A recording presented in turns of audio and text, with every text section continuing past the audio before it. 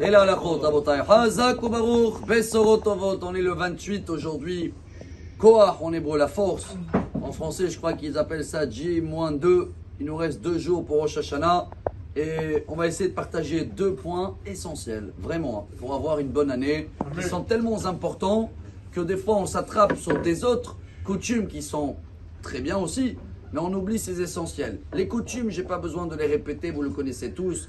À partir de se couper les cheveux, se préparer, être bien habillé, c'est bien. On montre on va à la justice, oui, mais on sait que c'est notre père. Les hommes, ils vont au mikvé. Après, il y en a qui s'habillent en blanc, au moins ils vont se sentir un peu plus blanc physiquement. Tout ça, c'est des belles et beaux coutumes. Et il y en a beaucoup. Mais il y en a une coutume qui remonte au Talmud. Traité Kritout, page 6, vous la connaissez tous. C'est de manger des simanim à Rosh Hashanah. Alors, il y a un débat dans la Gemara. Quoi? Parce que je mange une pomme avec du miel, ça veut dire que c'est grâce à ça que je vais avoir une bonne année. La Gemara, elle explique, elle dit non, on souhaite et on montre à Dieu qu'est-ce qu'on veut être. C'est vrai que dans le Talmud, c'est cité 5 éléments. Hein. Et en araméen aussi. Kara, salk, kara, potiron. Mais tout ça, Rabotai, c'est des coutumes. Ce qui veut dire, s'il te manque quelque chose à table, c'est pas grave. Même si tu n'en as rien. Mais l'essentiel, c'est quoi, Rabotai? C'est ça qu'on oublie. Hein. Voilà le premier message pour aujourd'hui, avant le deuxième. Et avant le dernier chauffard de l'année. On oublie que si on mange une pomme et une grenade, et on montre à Dieu comment on veut être, mais si on s'énerve et la grenade elle explose et on s'est mis en colère à table, ça sert à rien parce que justement on a montré qu'à l'intérieur on s'éclate. À quoi ça sert la grenade, Rabotai? Ça, il faut travailler dès maintenant. Que même si demain quelqu'un il arrive à table et il n'y a rien, mais va mettre la table. Rien du tout, ni à l'intérieur ni à l'extérieur. C'est très important, pas seulement toute l'année, surtout à Rosh Hashanah. C'est la tête de l'année. C'est là que tu montres à Dieu. Qu'est-ce que je veux être? Je veux être coléreux, nerveux, déprimé toute l'année. Deuxième point très important, Rabotai. Et ça va dépendre avec ça tout le savoir vivre le moment, de ne pas être angoissé, de ne pas être stressé toute l'année. C'est une halakha là, c'est pas une coutume. Hein. C'est obligatoire de partager ce message.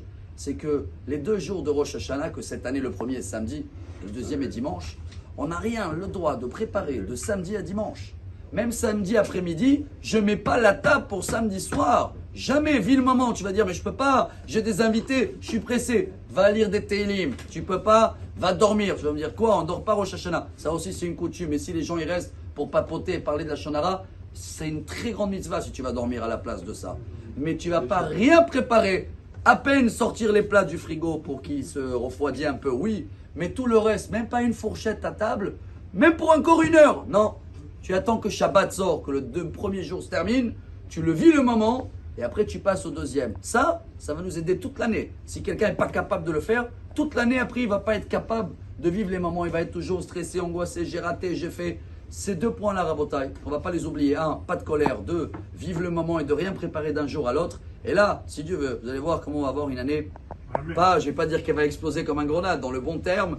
Et voilà le dernier chauffard, parce que demain on fait une pause pour garder le chauffard de la nouvelle année. Excellente année à tous. Amen. Que des bonnes nouvelles, Bezrat Hashem et Besorot Tovot. Amen.